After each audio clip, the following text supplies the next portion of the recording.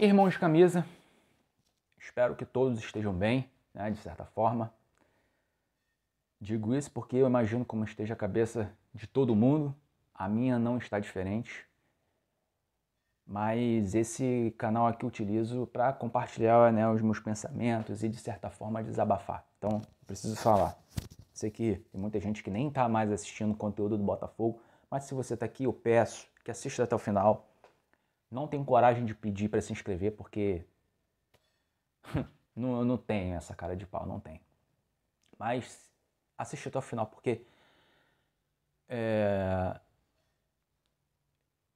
quando que tudo começou a dar errado, pessoal?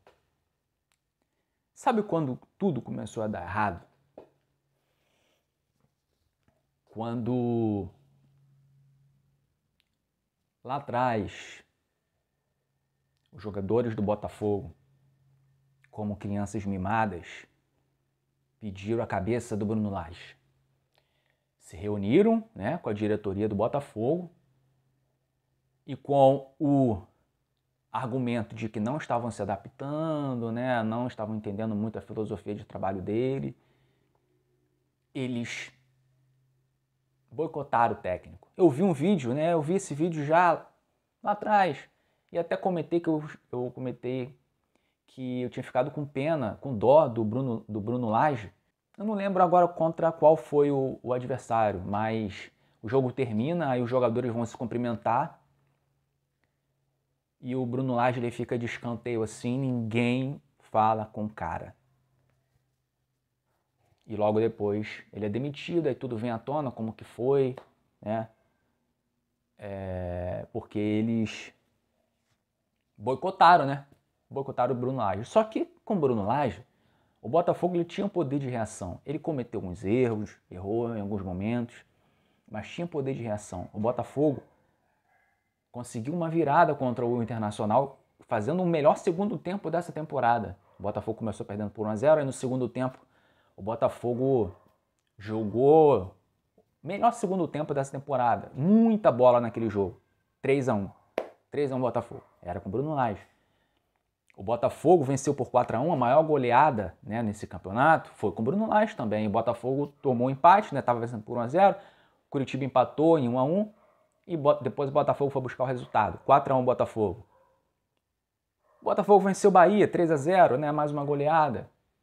No início do segundo turno, ainda era o Bruno Lage.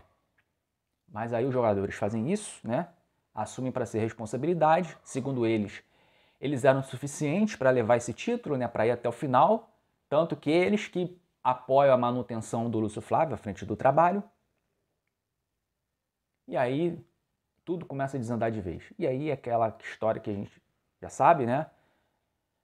Vergonha após vergonha, vexame atrás de vexame, viradas inacreditáveis que o Botafogo tomou. E lá na virada do segundo turno eu falava, o Botafogo não pode se assentar acima dessa diferença de pontos. Na época era 13 pontos, quando o Botafogo tinha 47. Tem que manter o foco, concentração durante as partidas. Jogar cada jogo como uma final. Não pode levar essa vantagem para dentro de campo. O Botafogo tem que jogar como se, cara, estivesse disputando pau a pau com vários times. Mas não foi. Não foi o que a gente viu. E, cara, jogo após jogo, é impressionante, né? Como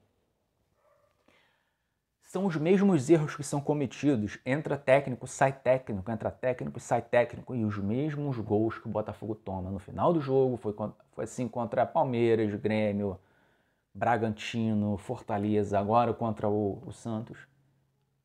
Há quantas rodadas a gente vem falando? Botafogo só depende dele, Botafogo só depende dele. Chegou a hora de virar a chave, chegou a hora, vamos lá. E na frente do placar, o time simplesmente para de jogar. Não tem uma falta ali, não faz a falta antes da jogada começar a ser criada. Cara, a gente já viu isso contra o Palmeiras, já reclamei disso. A gente viu isso contra o Grêmio. eu também reclamei disso. A gente viu isso contra o Santos, reclamei disso. A gente viu isso ontem contra o Coritiba. Cara, o Botafogo faz o gol, 1-0.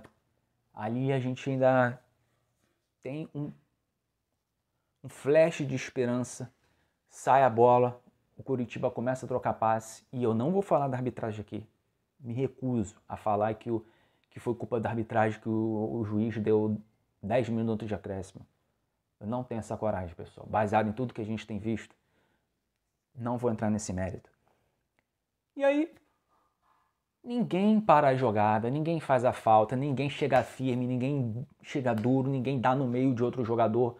Ninguém com sangue nos olhos fala, não, nós vamos segurar essa vitória, dessa vez a gente não vai deixar escapar. E os caras vêm trocando o passe. O Hugo. Quem disse que o Hugo é jogador de futebol? O Hugo, mais uma vez,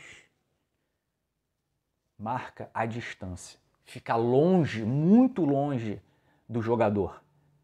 Eles fazem uma tabela, o cara vem na linha de fundo, faz aquele cruzamento que o Botafogo toma todo jogo. Aquele cruzamento rasteiro ou até meia altura, mas aquele cruzamento pegando nas costas, né, dos zagueiros do Botafogo, encontrando algum jogador se infiltrando na área.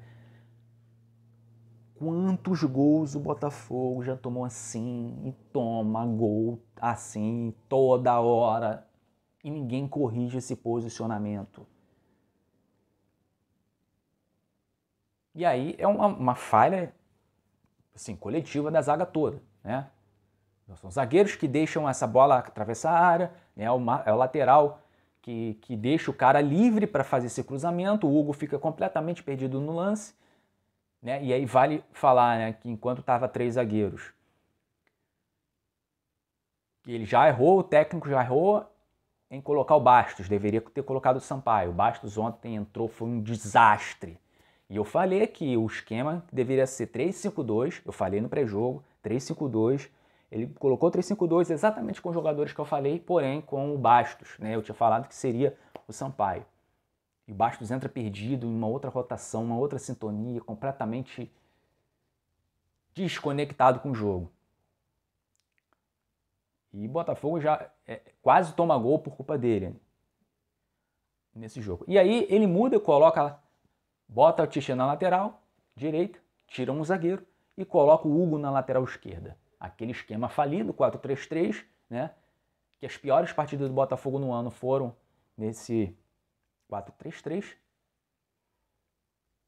E aí, né, o cara faz a jogada por aquele lado, onde já estava o Hugo não marca ninguém. E lá atrás eu falava, tem que contratar um lateral esquerdo, tem que contratar um lateral esquerdo para ser titular, para pelo menos brigar a posição com o Marçal. Porque eu já via no Hugo um jogador horroroso. Eu falava isso aqui lá no início do ano. E não teve essa contratação. Eu falava também que tinha que contratar um meia para ser aquele reserva imediato do Eduardo. Não contrataram. O Eduardo joga todo jogo o Eduardo joga e não tem ninguém, não existe mudança, não tem um jogador à altura que possa substituir ele, e aí ele tem que ficar sempre jogando até o final do jogo, se desgasta, e o cara tá morto fisicamente e psicologicamente. E a queda de produção foi de todo o time, cara. O Tiquinho tá uma vergonha, Cuesta uma vergonha. Teria que ter uma reformulação total nesse elenco, porque não tem como olhar esses jogadores de novo em mais uma temporada, esses jogadores que culminaram no maior fracasso da história do Botafogo. Para mim foi pior que rebaixamento essa temporada, não vejo a hora desse não acabar. Mas isso não vai acontecer. Infelizmente, não tem como dispensar todos os jogadores. Eu gostaria que sim. Eu não aguento mais olhar para a cara desse elenco. Mas tem que haver demissões em massa, tem que haver mudanças drásticas de dentro para fora. Só o fato de ter mantido o Mazuco já é um erro grotesco da diretoria do Botafogo, já começou errado. O planejamento para 2024 já começou errado. Então, pessoal, é com melancolia que essa temporada acaba. E eu vinha falando aqui, ó, se o Botafogo continuar assim, jogando assim, não vai ser campeão, tem que ter mudança, tudo que vocês já sabem que eu falo sempre aqui no canal, toda hora, toda hora, toda hora. Chega uma hora que a gente cansa de falar.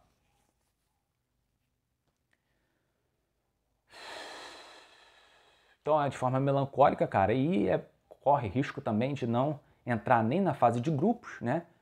Porque o Grêmio ainda vai jogar, o Grêmio ainda tem 3 jogos para fazer, e o Botafogo corre sério risco de perder a vaga no G4 também para o Grêmio, porque eu não acredito que o Botafogo vai vencer os próximos 2 jogos, não acredito. E o que era para ser o melhor ano de um torcedor do Botafogo, depois de 28 anos, se tornou um pior, né? A tragédia que a gente tanto falava que se acontecesse uma tragédia, um desastre, essa tragédia aconteceu, mas essa tragédia foram os próprios jogadores, não foi nenhum fator externo. Então, pessoal, é um erro, não pode continuar com o Thiago Nunes. Ele já mostrou que toma decisões erradas, já mostrou que é cabeçudo, que é professor Pardal, que vai mexer errado, já mexeu errado nos 2 últimos jogos. Isso ele tendo 3 jogos à frente do time, ele já errou em 2. Então, é demissão, cara, demissão. E é isso. Tchau, pessoal.